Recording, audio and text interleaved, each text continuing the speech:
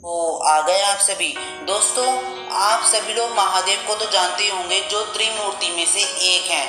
कहते हैं कि उनके ना जाने कितने नाम हैं। कोई उन्हें त्रिपुरारी कहता है, कोई उन्हें भोलेनाथ कहता है, कोई उन्हें अघोरी कहता है, तो कोई उन्हें नीलकंठ कहता है। लेकिन इन सभी के अलावा भी महादेव का एक और नाम है, जो है मृत्युंजय। दोस्तों, क्या आप जानना चाहते हैं कि महादेव को ये नाम कैसे मिला? तो दोस्तों, इस वीडियो को पूरा आखिर तक देखिएगा। आपके अपने चैनल हिस्ट्री ऑफ गॉड में आपका स्वागत है। अगर आपने अभी तक हमारे चैनल को सब्सक्राइब नहीं किया तो हमारे चैनल को सब्सक्राइब कर दीजिए, इस वीडियो को एक लाइक कर दीजिए और बेल आइकन को ऑल पर सेट कर दीजिएगा, ताकि हमारे लेटेस्ट वीडियो सबसे पहले आपके पास पहुंचे। तो दोस्तों, पहले बात करते हैं कि मृत्युंजय का क्या अर्थ होता है। दोस्तों, मृत्युंजय का अर्थ होता है मृत्यु पर विजय प्राप्त करने वाला।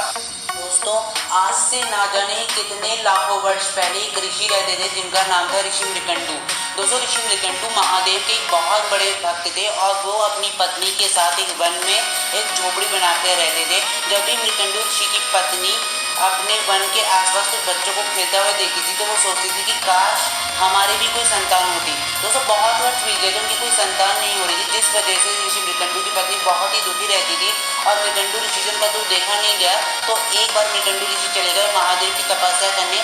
और कुछ समय बाद जब ऋषि मृकंडू की तपस्या पूरी हो गई, तब महादेव ने उन्हें दर्शन दिए और उसके बाद वर मांगने को कहा। तो ऋषि मृकंडू ने पहले उन्हें प्रणाम किया, उसके बाद कहा कि हे महादेव, आप मुझे पुत्र की प्राप्ति का वरदान करवाइए। लेकिन महादेव ने कहा कि इसके अलावा मैं आपको कुछ भी दे सकता हूँ, क्योंकि आपके भाग्य में पुत्र का स्नेह पाना लिखा ही नहीं है। तो मृकंडू ऋषि ने कहा कि प्रभु, ऐसा मत कीजिए, अगर आप चाहें तो मैं और लंबे समय तक आपकी तपस्या कर सकता हूँ, किंतु मुझे पुत्र की प्राप्ति करवा दीजिए। लेकिन महादेव ने कहा कि आपको और तपस्या करने की जरूरत नहीं है, क्योंकि मैं आपको पुत्र की प्राप्ति का वरदान देने वाला हूँ, लेकिन उसमें एक समस्या है।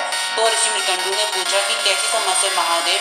तो महादेव ने कहा कि समस्या ये है कि मैं आपको दो में से एक पुत्र की प्राप्ति करवा सकता हूँ, या तो तेजस्वी पुत्र या तो दीर्घायु पुत्र। अगर आपने तेजस्वी पुत्र चुना तो वो हर काम में योग्य होगा, अपने माता पिता का बहुत सम्मान करेगा, अपने कुल का नाम बहुत आगे तक लेके जाएगा। लेकिन उसकी जो आयु होगी वो बहुत ही कम होगी, वो अल्पायु होगा, मतलब बहुत ही कम आयु वाला। लेकिन अगर आपने दीर्घायु पुत्र चुना तो उसकी जो आयु होगी वो तो बहुत लंबी होगी, लेकिन वो बहुत ही दुर्बल होगा और किसी भी काम के योग्य नहीं होगा।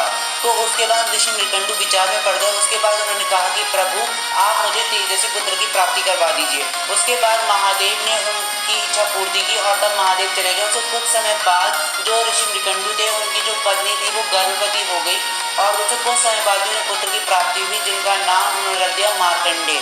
दोस्तों, मार्कंडेय जो था वो बचपन से ही हर कार्य में बहुत ज़्यादा योग्य था।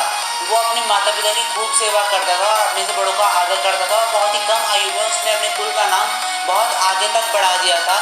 लेकिन दोस्तों, जैसे जैसे दिन बीते जा रहे थे, वैसे वैसे मार्कंडेय की आयु कम होती जा रही थी। और दोस्तों, इसी बात की चिंता ऋषि मृकंडू और उनकी पत्नी को सता रही थी। और जब भी मार्कंडेय अपने माता पिता को अपनी अल्पायु के बारे में सोचते हुए देखते थे, तो वो बहुत ज़्यादा दुखी हो जाते थे। और वो कभी कभार सोचते थे कि अगर मेरी आयु किसी तरह बढ़ जाए तो मैं अपने माता पिता की और सेवा कर पाऊंगा। इसीलिए जो मार्कंडेय थे वो चले गए भगवान शिव की तपस्या करने और एक शिवलिंग के सामने ही तपस्या करनी उन्होंने शुरू कर दी और भगवान शिव के मृत्युंजय मंत्र का आह्वान करने लगे, जो था ओम त्र्यंबकम यजामहे सुगंधित पुष्टिवर्धनम उर्वारुकमिव वंदना मृत्युं मुक्षीयमामृता। ये शब्द ना जाने उन्होंने कितनी बार बोले, ये मंत्र ना जाने कितनी बार बोलते रहे वो। उसके बाद जब उनकी आयु पूरी तरीके से समाप्त होने वाली थी, तो उस समय यमराज वहां पहुंचे और अपने यम पाश में उन्हें पकड़ने लगे और उनकी आत्माओं को जैसे ही शरीर से अलग करने वाले थे, उस समय ही महादेव वहां प्रकट हो गए। और जो यम थे उन्होंने भी महादेव को प्रणाम किया और जो मार्कंडेय थे उन्होंने भी महादेव को प्रणाम किया। उसके बाद महादेव ने जब उन्हें वर मांगने को कहा, तो कहा मार्कंडेय ने कि प्रभु, मैंने आपको दिखलाई, यही मेरे लिए बहुत बड़ा सौभाग्य की बात है, लेकिन मुझे वरदान के तौर पे मुझे और आयु प्रदान कीजिए। तो महादेव ने पूछा, क्या ये आयु तुम्हें अपने लिए चाहिए? तो मार्कंडेय ने कहा कि नहीं, ये आयु मुझे अपने लिए नहीं बल्कि अपनी माता पिता की सेवा के लिए चाहिए और लोक कल्याण के लिए चाहिए। तो महादेव ने पूछा, तुम्हारे हिसाब से लोक कल्याण क्या है?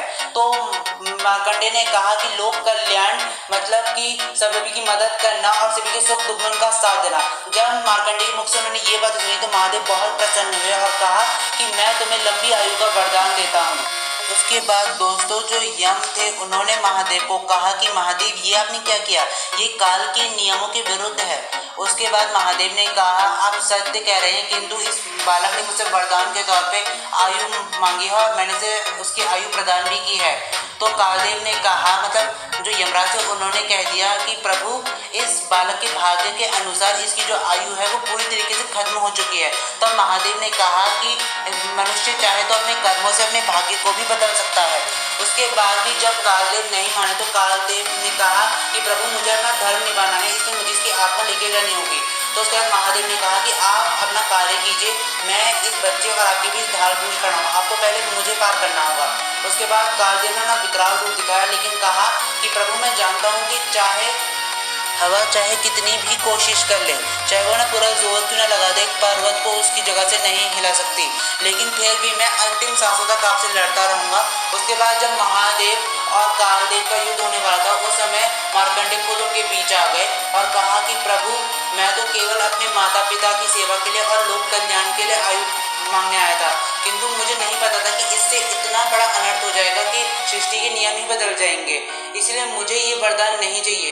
दोस्तों उसके कुछ समय बाद बाकी सारे देवी देवता वहां पहुंचे और उन्होंने कालदेव से और महादेव से ये विनती की कि आप दोनों रुक जाइए।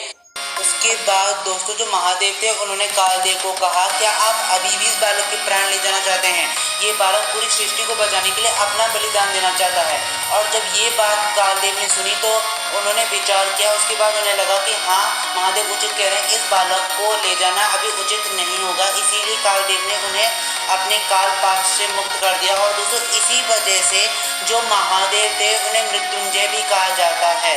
दोस्तों अगर आपको हमारी वीडियो पसंद है तो इस वीडियो को लाइक कीजिए, शेयर कीजिए, हमारे चैनल को सब्सक्राइब कीजिए और कमेंट सेक्शन में ओम नमो नारायण लिखना मत भूलेगा। बहुत जल्द मिलेंगे ऐसी किसी और वीडियो के साथ।